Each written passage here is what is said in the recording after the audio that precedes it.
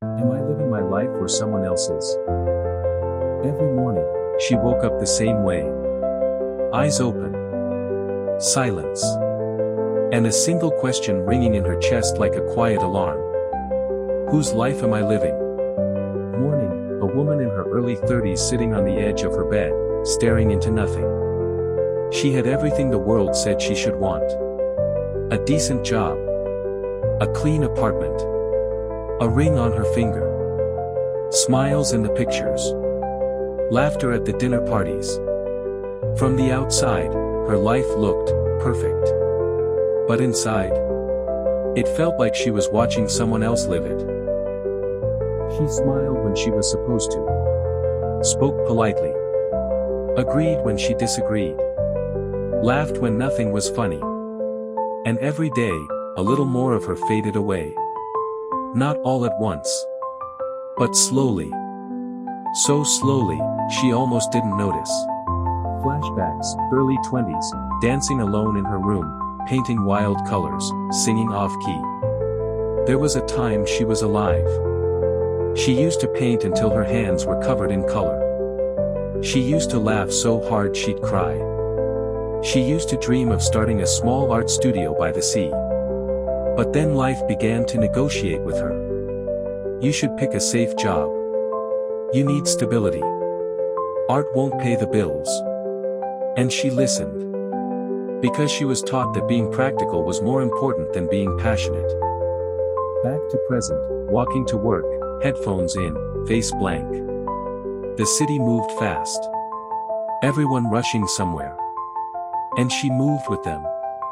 Coffee in one hand, to-do list in the other. But something inside her was still stuck. Heavy. It wasn't depression exactly. Not sadness. Just disconnection. Like living behind a sheet of glass. Watching life happen, instead of living it. One night, she opens a forgotten box while cleaning a closet. Then one night, something strange happened. She was cleaning out an old closet and found a dusty box labeled college stuff. Inside, photos of her barefoot at the beach. Scribbled poems. A paintbrush. And a voice recorder. She clicked play. Old recording, her younger voice. If you're listening to this, older me, I hope you're still painting.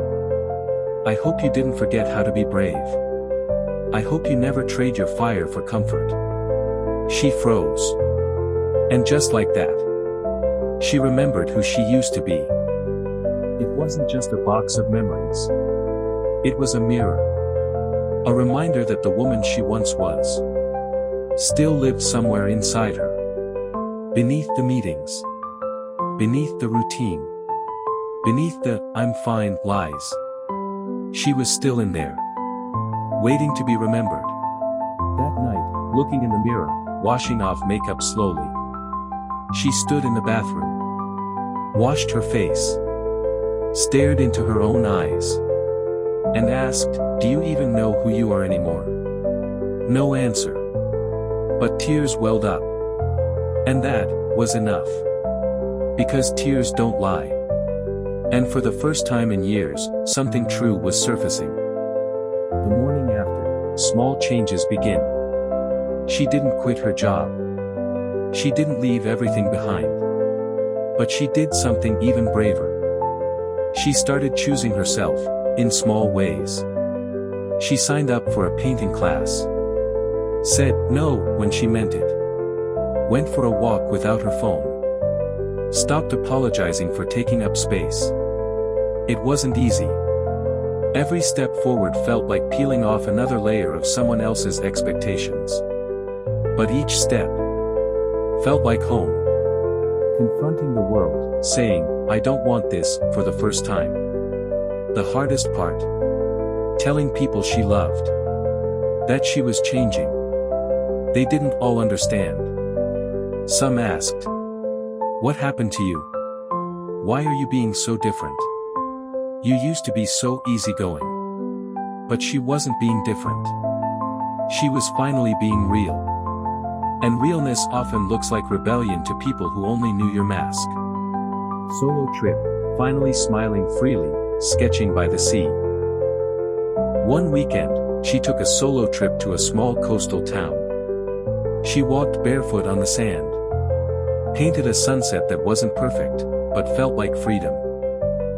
She smiled, not for a photo. Not for someone else. But because it felt right.